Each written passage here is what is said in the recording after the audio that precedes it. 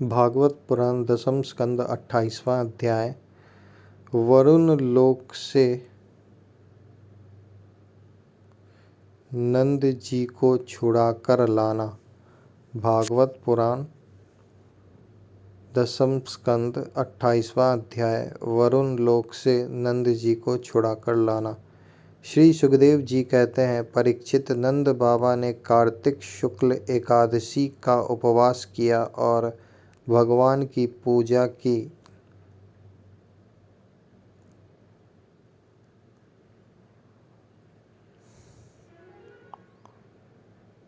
श्री सुखदेव जी कहते हैं, परीक्षित, नंद बाबा ने कार्तिक शुक्ल एकादशी का उपवास किया और भगवान की पूजा की तथा उसी दिन रात में द्वादशी लगने पर स्नान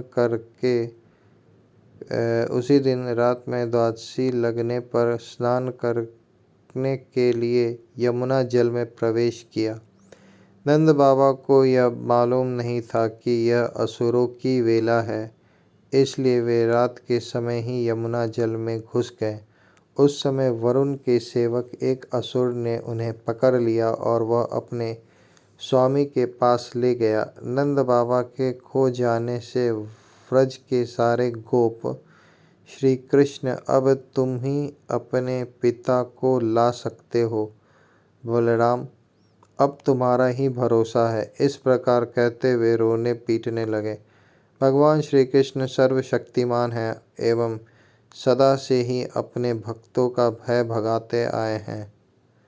जब उन्होंने व्रजवासियों का रोना पीटना सुना और यह जाना कि पिताजी को वरुण का कोई सेवक ले गया है, तब वे वरुण जी के पास गए।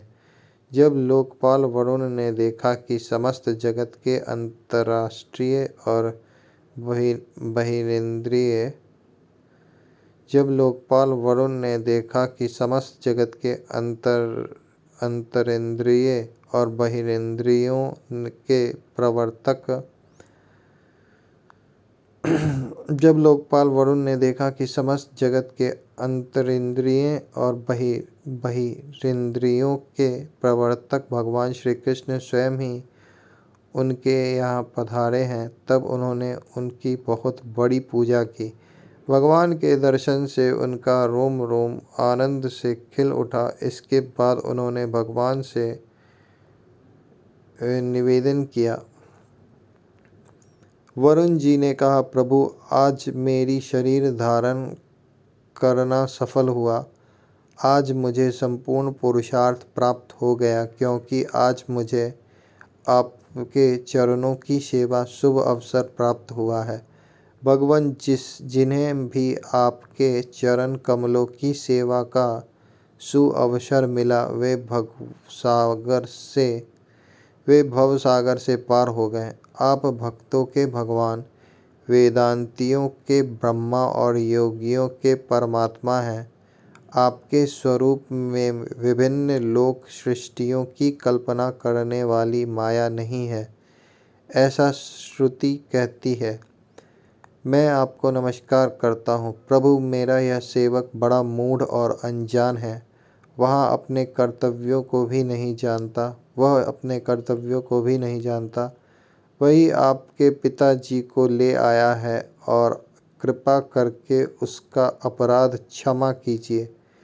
गोविंद, मैं जानता हूँ कि आप अपने पिता के प्रति बड़ा प्रेम भाव रखते हैं। ये आपके पिता हैं, इन्हें आप ले जाइए।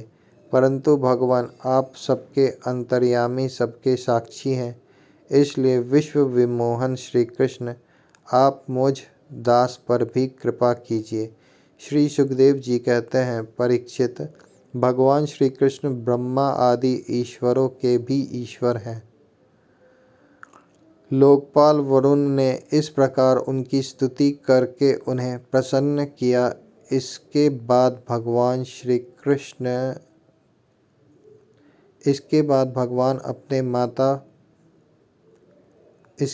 भगवान अपने पिता नंद जी को लेकर व्रज में चले आए और व्रजवासी भाई बंधुओं को आनंदित किया। नंद बाबा ने वरुण लोक में लोकपाल के इंद्रियातीत ऐश्वर्य और सुख संपत्ति को देखा तथा यह भी देखा कि वहाँ के निवासी उनके पुत्र श्री कृष्ण के चरणों में झुक झुक कर प्रणाम कर रहे हैं। उन्हें बड़ा विस्मय हुआ। उन्होंने व्रज में आकर अपने जाति भाइयों को सब बातें कह सुनाई। परीक्षित भगवान के प्रेमी गोप यह सुनकर ऐसा समझने लगे कि अरे ये तो स्वयं भगवान हैं। तब उन्होंने मन ही मन बड़ी उत्सुकता से विचार किया कि क्या कभी जगदीश्वर भगवान श्री कृष्ण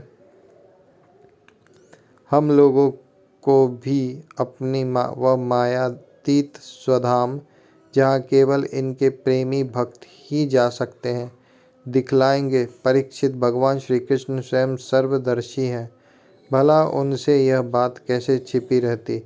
वे अपने आत्मीय गोपों की यह अभिलाषा जान गए और उनका संकल्प सिद्ध करने के लिए कृपा से भरकर इस प्रकार सोचने लगे।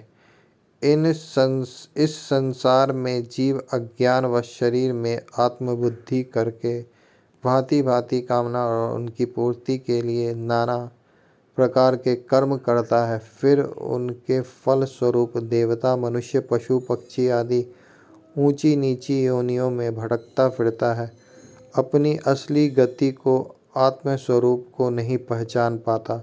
परम दयालु भगवान श्री कृष्ण ने इस प्रकार सोचकर उन गोपों को माया अंधकार से अतीत अपना परम धाम दिखलाया।